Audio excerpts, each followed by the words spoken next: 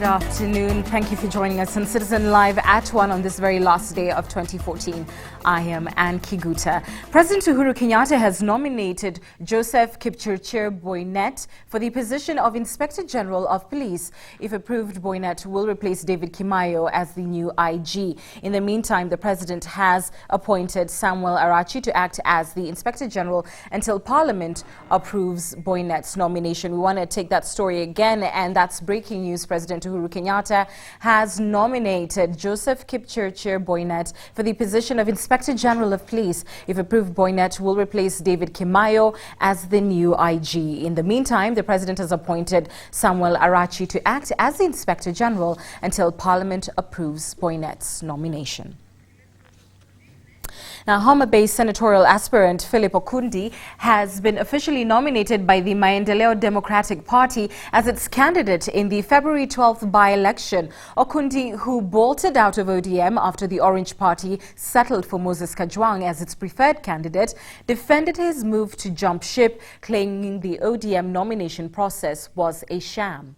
Well, he denied having signed an agreement to support ODM's candidate, saying his bid to run for the seat is acceptance of the wishes of the people of Homa Bay. Okundi also condemned chaos that marred an ODM rally in Olare 3 days ago, but accused ODM of commencing early campaigns.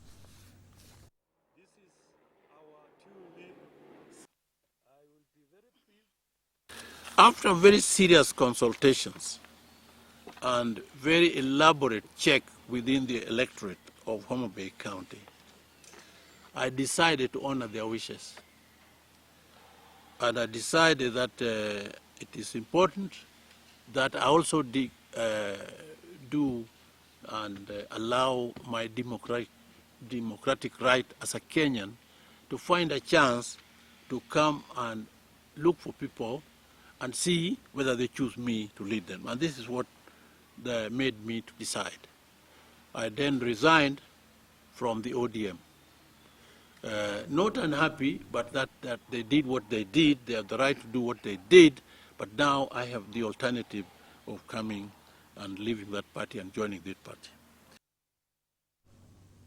To education matters now, and should pupils who attained 200 marks and below join technical and vocational training institutions? Now, that's become the subject of heated debate after the Kenya National Examinations Council advertised slots at various technical institutions for close to 200,000 pupils who will miss places in secondary schools. Now, some parents and students have expressed fears that the move will only serve to further demoralize the children who did not get the marks needed to transition to secondary schools. Amina Suleiman is among the close to 200,000 pupils who already know their fate. They will not be progressing to secondary schools after attaining less than 200 marks in the Kenya Certificate of Primary Education. At 15 years, her only hope now is the recently advertised positions in the technical and vocational institutes at the county level. Positions that the Ministry of Education says are better alternatives to those who do not have slots to continue with basic secondary education. We have also established the Technical Vocational Education and Training Authority, which has also been mandated to lead access and certify programs at all levels of TVET. This is new and in line with our transformative agenda. But Suleiman is not at all ready for that move. Kama mimi niko na miaka 15 na singekubali kwenda kufanya kazi ya hiyo maybe saloon ama kazi zingine, singeweza kubali kufanya kazi kama hiyo. Ningeomba tu serikali tusaidie wale ambao tulianguka, tupelekwe sekondari ili tuendelee na masomo yetu, and then baadaye tunaweza pata kazi kama hiyo kwa ofisi makubwa. She went through her primary school education at Kaptimbo Primary School in Baringo County, together with Leah Yator's son, who also got below 200 marks in the 2014 KCPE. Leah too is not ready to take her son to the technical institutions given his tender age. Kwangu binafsi mimi naona kama mtoto anaweza arudie tu shule kwa ajili bado mtoto ni mchanga, na hata sisi zamani tulikuwa tunarudia hiyo shule. Sasa kwa sababu akienda hiyo technical schools haitasaidia, sababu bado ni wachanga sana. Arudie hata kama ni mara 10. Warudie tu shule. Is a little bit unfortunate. It's uncalled for. It's unnecessary. It is backward and rather unfair to these children, because we cannot look at village polytechnics as an alternative to the right to education at this point in time.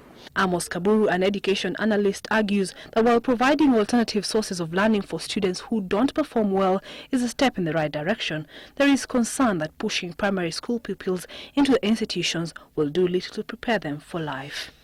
The children who are completing primary education are 13, 14 years old. So what message are you passing to them when you tell them that the alternative to their education is to pursue vocational training in this level of institutions?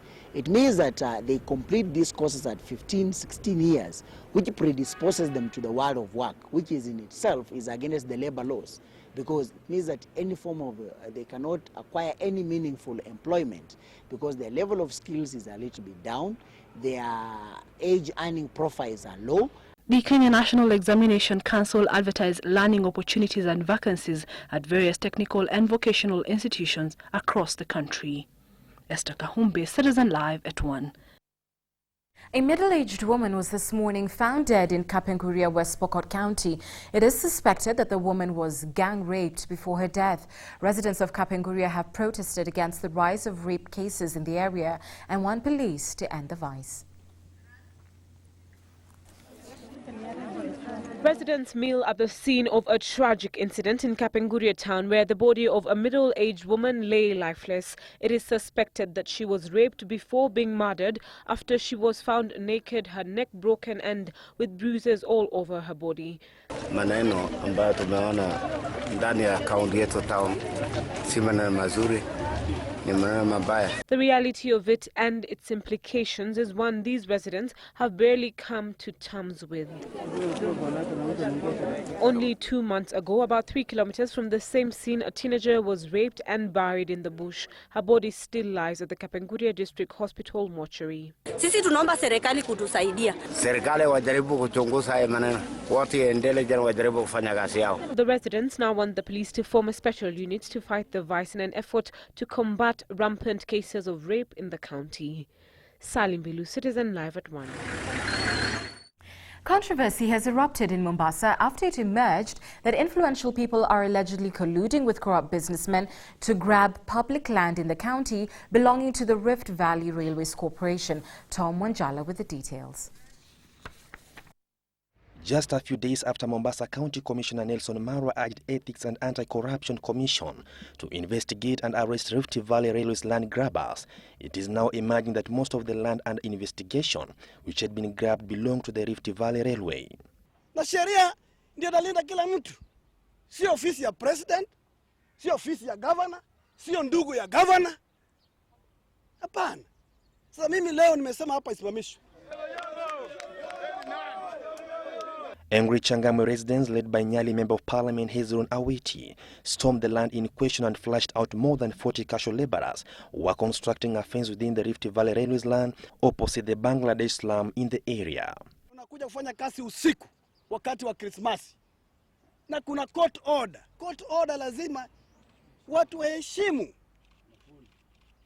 Court order lazima heshimiwe. Na hii kitu imeendelea zaidi sana Mombasa County.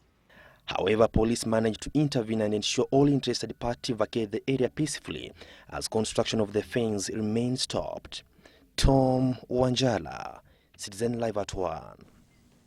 To the looming crisis in the education sector now. We're now joined by Samuel Ramtu, who is currently at a press briefing called by the Kenya Union of Post-Primary Education Teachers.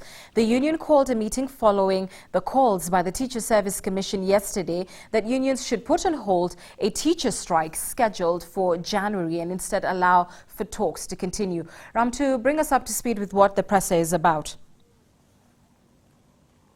Hello, thank you very much, Anne.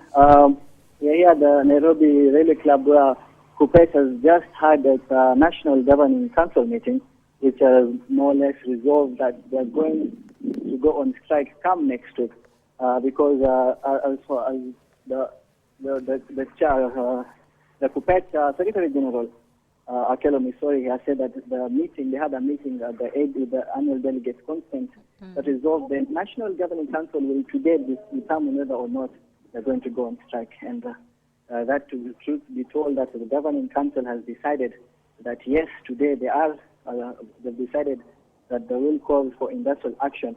And they'll say that they've had a series of meetings with the Teacher Service Commission, which has borne no fruit. They've had a total of 8 meetings, with the last one being on the 27th of November. And they've decided that the government is not giving any tangible issues. There's no tangible commitment or resolution, which is showing lack of seriousness on its part. They've also mentioned that the threats by SRC are actually part of what is warranting the strike, because they say the SRC has its own mandate, and I've called on SRC to actually stick to it and not come into march as teachers.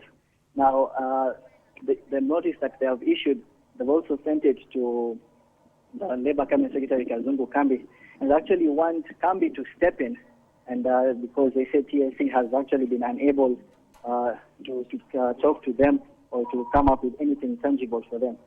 They've called for the school head teachers not to go back to school come next week. They've also said that they will not be in for any Form 1 selection, and they've asked for their head teachers and all members of KUPPET to withdraw labor because the government has not prioritized their work. They said the basic requirements, which they lack, appropriate salaries. They also want for more allowances, actually salary increase of up to 200%. They want Kambi once again to step in and said, given the government, CSC's circular yesterday that requested for the teachers' unions to come on board for dialogue on Saturday, they have said they are welcome and they are ready to dialogue, but their strike notice still stands. So if the government does not table any offer come Saturday, on Monday no one will go to school. All right, our Samuel Ramtu reporting live for us. Thank you for that. Now, property worth millions of shillings was destroyed when fire broke out in a timber processing factory in industrial area in Nakuru. The cause of the inferno could not be immediately established. Martin Menene has the details.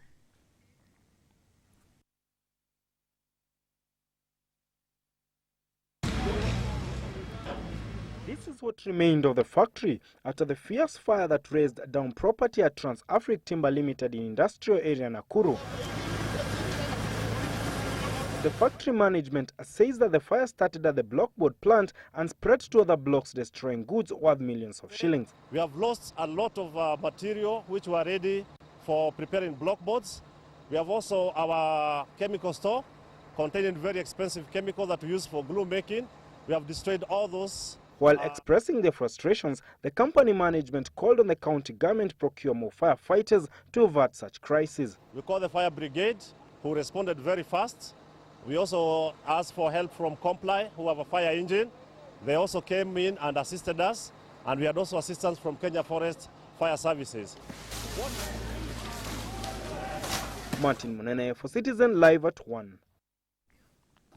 And it's time for us to take a short break. I'm back with more news after these messages.